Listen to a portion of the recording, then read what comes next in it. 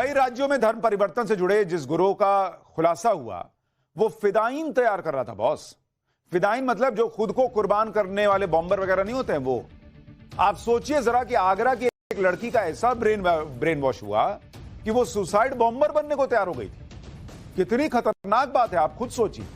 असदुद्दीन ओवैसी जो Mumbai blast case में आरोपियों को छोड़े जाने पर उसका धर्म देखकर कहते हैं कि सुप्रीम कोर्ट में अपील तक करने मत जाओ, वही ओवैसी या आजमी या मदनी धर्म परिवर्तन के ऐसे खतरनाक मॉड्यूल्स पर चुपकी हो जाते हैं।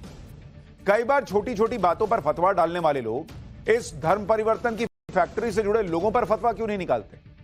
कुछ लोग तो अब सोशल मीडिया पर सवाल पूछने लगे, ये चुप्पी मौन सहमति तो नहीं है?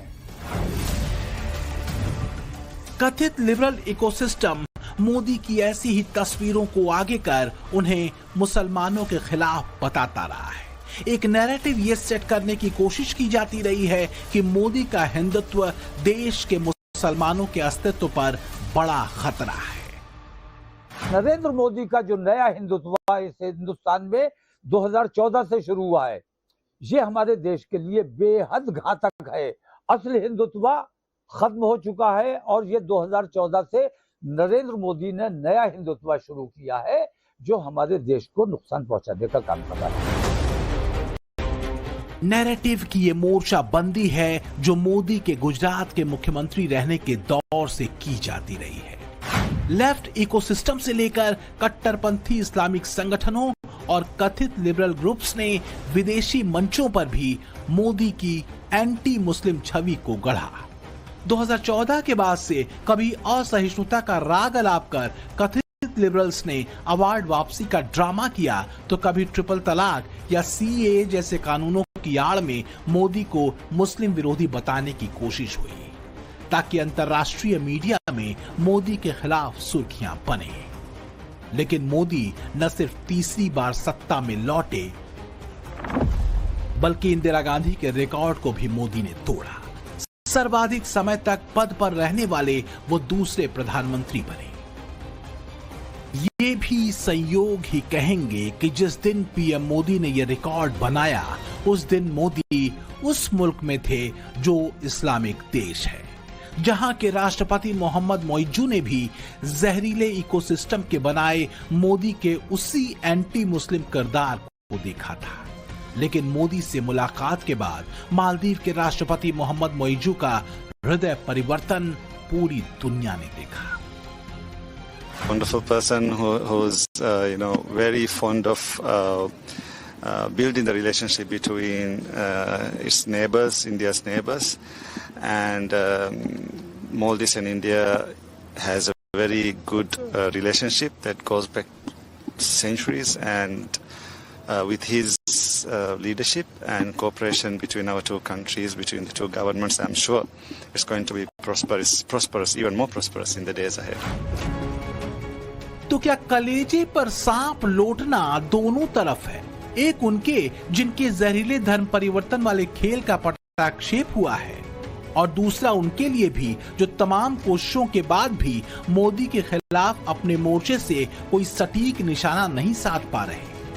हैरानी इस बात को लेकर होती है कि कन्वर्जन वाले खेल को लेकर एक भी बोल न तो विपक्षी नेताओं के फूटते हैं और ना ही खुद को मुसलमानों का नेता बताने वाले लीडर्स के। सोशल मीडिया पर लोग पूछ रहे हैं कि क्यों विपक्षी नेता धर्म परिवर्तन वाले गिरोहों पर कुछ भी नहीं बोलते? क्या कन्वर्जन विपक्ष के लिए कोई मुद्दा नहीं है?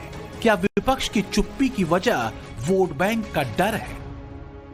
धर्म परिवर्तन की ना तो कहानी नई है ना ये चैप्टर बहुत नया है, लेकिन एक्स्ट्रा क्लास में इसे लाने की बड़ी वजह है। कोई सब कुछ जान समझकर अपनी मर्जी से धर्म बदल रहा है तो समझा जा सकता है, लेकिन दिक्कत तब आती है जब कासिम कृष्णा बनकर रैकेट चला रहा है, छांगुर के लोगों पर कलावा पहनकर ट्रैप करने का आरोप लग रहा है, जब हवाला से लेकर शेल कंपनियों तक का रैकेट धर्मांतरण से जुड़ा हुआ मिल रहा है। चौंकाने की बात यह है कि साजिश कितनी बड़ी है, किस लेवल पर हो रही है। अगर आप साजिश को समझेंगे तभी तो उससे बचेंगे ना भाई। इसलिए यह स्पेशल चैप्टर देखना जरूरी है। आप हैरान रह जाएंगे जब उन लड़कियों की बात, उन बच्चों की बात सुनेंगे जो कल तक हिंदू थे और धोखे से उनका धर्म बदल दिया था। ऐसे लोग इस लेवल के रेडिकलाइज हो गए कि AK-47 के साथ अपनी डीपी लगा रहे हैं भाई। मोदी योगी सरकार का क्रैकडाउन भी नेक्स्ट लेवल का चल रहा है, चाहे वो एटीएस हो या ईडी या दूसरी एजेंसी। धर्मांतरण के भंडाफोड़ की कोशिश भी संगठित होकर की जा रही है। AK-47 के साथ ये डीपी उस लड़की की है जिसे मुस्लिम बनाकर रेडिकलाइज्ड किया गया था। आगरा में जिस धर्मांतरण गैंग का भंडाफोड़ हुआ उसने तो बलरामपुर वाले छांगुर को भी पीछे छोड़ दिया, क्योंकि यहाँ पर बात सिर्फ कन्वर्जन तक की नहीं थी। असल में मकसद उससे भी ज्यादा खतरनाक था, हिंदुओं को कन्वर्ट करके उन्हें ही जिहाद के काम में इस्तेमाल करना। दरअसल इसकी शुरुआत इसी साल मार्च में आगरा में 2 बहनों के गायब होने के बाद हुई। इस मामले में 41 दिनों बाद यानी 4 मई को FIR दर्ज हुई थी और फिर पुलिस ने दोनों बहनों को रेस्क्यू करने के लिए ऑपरेशन शुरू किया। जब पुलिस ने सोशल मीडिया के जरिए बड़ी बहन का पता लगाया तो उसके प्रोफाइल पर AK-47 के साथ लगी तस्वीर देखकर सब चौंक गए। इस तस्वीर को देखने के बाद ही पुलिस को 2 बहनों की गुमशुदगी के पीछे एक बड़े गैंग के होने का शक हुआ। 15 दिनों में ही पुलिस को दोनों बहनों की लोकेशन मिल गई। जांच आगे बढ़ी तो पता चला कि दोनों बहनों को कोलकाता के मुस्लिम बहुल बस्ती में छिपा कर रखा गया था। उनके नाम बदले जा चुके थे और उनके निकाह की तैयारी चल रही थी। पुलिस के लिए इन दोनों लड़कियों को निकालना बेहद मुश्किल टास्क था। इस ऑपरेशन के लिए चुनिंदा 50 पुलिसकर्मी लगाए गए। कुछ पुलिसकर्मी पत्रकार बने, कुछ प्रोफेशनल बनकर रेकी करते रहे ताकि रैकेट चलाने वालों को भनक भी न लगे। और अंत में पुलिस दोनों बहनों को आगरा लाने में कामयाब हुई। डॉक्यूमेंट्स प्राप्त हुए, जो किताबें प्राप्त हुई धर्म परिवर्तन की, उसमें एक ये किताब मिली, दूसरा जो मैंने आपको दिखाया, दूसरा ईश्वर और सृष्टि श्रेष्ठ कौन, तीसरा इस्लाम और बहुजन समाज, चौथा धर्म परिवर्तन कैसे करें, इसके क्या रूल हैं। इसके अलावा उसने बातचीत में 2 और किताबों का जिक्र किया और उसमें उसने तुलना की कि क्या है धर्म परिवर्तन, क्यों करना चाहिए, इसके बारे में प्रसार कट्टरपंथी जमात और मोदी के सांस्कृतिक राष्ट्रवाद के बीच सबसे बड़ा रोड़ा अगर कुछ है तो वो है वोट बैंक की राजनीति। ये कोई हिडन सीक्रेट नहीं है कि सबका साथ सबका विकास के मंत्र पर हर हिंदुस्तानी तक अपनी योजनाओं को पहुंचाने वाले मोदी के काम सिर्फ मजहबी लाइन पर सीधे खारिज कर दिए जाते रहे हैं। यहां तक कि जमात की राजनीति करने वाले चेहरे पहलगाम की आतंकी घटना तक को राजनीतिक चश्मे से दिखाने से नहीं कतराते। नहीं, ये आतंकवाद ही है। और पहलगाम में जो कुछ हुआ है, मैं तो यहाँ तक कहने को तैयार हूँ कि ये वही लोग हैं जो आज ये क्या नाम इस तरह मुसलमानों के खिलाफ मुहिम चला रहे हैं। ये यही आतंकवादी हैं जिन्होंने पहलगाम के अंदर हरकतें की हैं। पहलगाम के अंदर कोई आतंकवादी नहीं पकड़ा गया, समझे, वो कहाँ गायब हो गए। वो सब वो लोग हैं जो आज जगह जगह क्या नाम पूरे उसमें प्रदेश में और इस तरह मुसलमानों के खिलाफ मुहिम चला रहे हैं, कभी दुकानों के नाम पर, कभी दूसरी चीजों के नाम पर। देश के मुसलमानों को ऐसे ही बरगलाया और बहकाया जाता रहा है, आज से नहीं आजादी के बाद से। क्या जानबूझकर दोनों समुदायों के बीच इतिहास में खींची लकीर को दक्षिणपंथी संगठनों के खिलाफ एक टूल की तरह इस्तेमाल किया गया?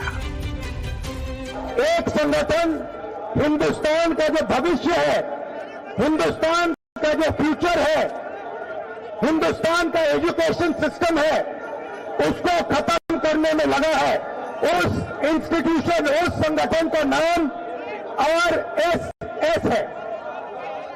भाइयों बहनों, सच्चाई है कि अगर हमारा शिक्षा का सिस्टम उनके हाथों में चला गया, जो आस्ते आस्ते जा रहा है, तो ये देश बर्बाद हो जाएगा। संघ पर बोलने वाले कट्टरपंथी जमातों के कन्वर्जन वाले खेल पर खामोश हो जाते हैं। लेकिन भ्रम और भय के विपक्षी मोर्चे से अलग मोदी अपनी लकीर खींचते रहे हैं, बिना तुष्टीकरण सबके संतुष्टीकरण के मंत्र से। कुछ आंकड़े देखने चाहिए। 2015-16 में जहां मुस्लिम महिलाओं में शिक्षा दर 50.7% थी, वो 2019-21 तक बढ़कर 72% से ज्यादा हो गई। इसी तरह पीएम आवास योजना के तहत मिले कुल घरों में 31% घर अल्पसंख्यक बहुल इलाकों में आवंटित हुए। इतना ही नहीं, पीएम किसान सम्मान निधि के 33% लाभार्थी अल्पसंख्यक वर्ग से आते हैं। बहुत कम लोग ये बताते हैं कि मनु कुछ नहीं था दुनिया में, वो ओम को पूजते थे। मैंने कहा ओम कौन है? बहुत से लोगों ने कहा कि वो एक हवा है जिनका कोई रूप नहीं है, कोई रंग नहीं है, वो दुनिया में हर जगह है, हवा हर जगह है।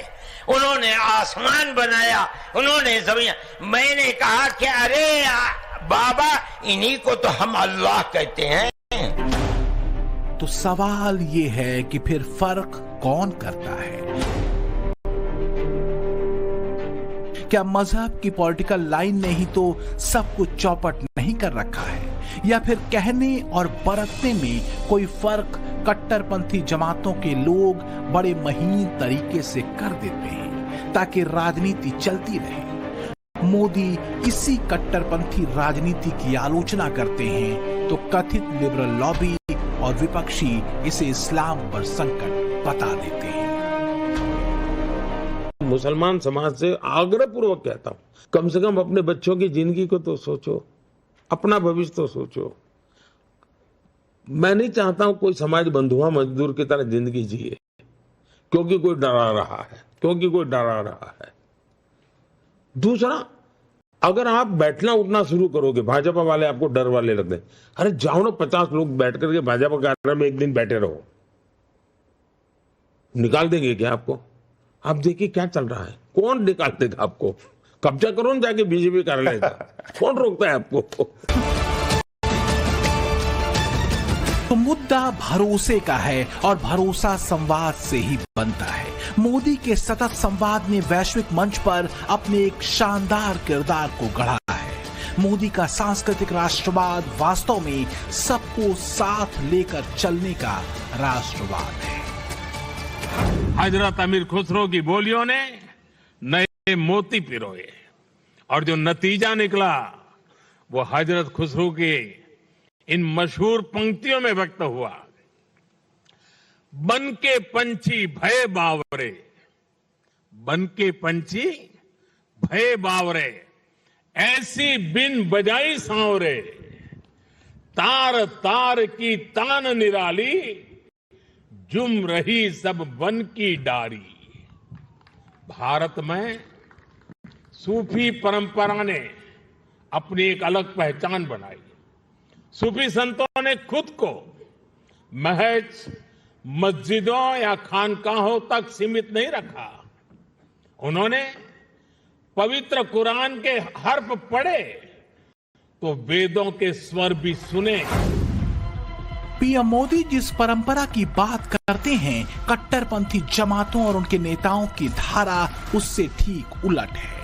देश के भीतर का विपक्षी मोर्चा जानता है कि अगर मोदी के सांस्कृतिक राष्ट्रवाद वाली धारा के साथ देश का मुस्लिम चला तो फिर सत्ता से उसकी दूरी सदियों की हो जाएगी। इस्लामिक धर्मांतरण वाली फैक्ट्रियों का चलना वास्तव में धर्मांतरण वाले गिरोहों का जाल बिछाना है। पुलिस एक्शन ले तो विक्टिम कार्ड खेलना, मुस्लिम और इस्लाम को खतरे में बताना और मोदी सरकार को एंटी मुस्लिम बताना तो नहीं। और चूंकि इस प्लॉट में कुछ सियासी पार्टियों का हित सत्ता है, इसलिए बड़े पैमाने पर कन्वर्जन गैंग के पकड़े जाने के बाद चुप्पी साध ली जाती है। एक दो राज्य नहीं है जहां यह धर्मांतरण गैंग हिंदुओं को मुसलमान बनाने वाली साजिश चला रहा था, उन्हें रेडिकलाइज कर रहा था। यूपी, पश्चिम बंगाल, राजस्थान, दिल्ली, उत्तराखंड, जयपुर में यह गैंग एक्टिव था। यह तो शुरुआती मामला है भाई, अभी ऐसी फैक्ट्रियों के और राज तो खुलेंगे ही जब पुलिस और एजेंसियां अपने तरीके से पूछताछ करेंगी। पहले कुछ लोग हिंदू से मुसलमान बने, फिर धर्म बदलने वाली फैक्ट्री चलाने की फ्रेंचाइजी जैसे इनको दे दी गई। माने ऐसा काम हो रहा था जैसे नेटवर्किंग कंपनियां नहीं करती हैं कि एक बनाया वो फिर अपने नीचे दो बनाएगा, दो हिंदू को मुसलमान बनाता चला जाएगा। ये कुछ इसी तरीके का मामला चल रहा और कहा जा रहा है कि ये तो कुछ भी नहीं है, सिर्फ धर्म परिवर्तन कराने तक सीमित नहीं था। ये बात भी सामने आई है कि पूछताछ में गिरोह के तार आतंकी संगठन लश्कर तैयबा तक से जुड़े हुए। गजवाए हिंद वाला जहर जितनी जल्दी खत्म किया जा सके उतना अच्छा। लश्कर और आईएसआईएस की इस्लामिक पाठशाला ने दुनिया में मानवता के लिए किस तरह की चुनौतियां पेश की हैं, ये किसी से छुपा नहीं है। 2014 से पहले के भारत में आतंकी घटनाओं की तस्वीरें भी याद रखनी जरूरी है। मोर्चा चाहे जितना भी खुले, मोदी अपने तरीके से जवाब देना जानते हैं और ढाई घर की चाल में शह और मात कैसे देनी है मोदी को बखूबी आता है। Bureau report, times now, Navbharat. पाठशाला की वीकेंड क्लास में अगली स्टोरी पाकिस्तान से जुड़ी है। कहते हैं ना कि जो सुधरी जाए वो पाकिस्तान क्या हुआ। अभी 78 दिन तो हुए पाकिस्तान को हिंदुस्तान के हाथों बुरी तरह पिटे हुए, लेकिन मुल्ला मुनीर की आतंकी फोर्स फिर से एक्टिवेटेड है। फिर से पाकिस्तान की आईएसआई, लश्कर तैयबा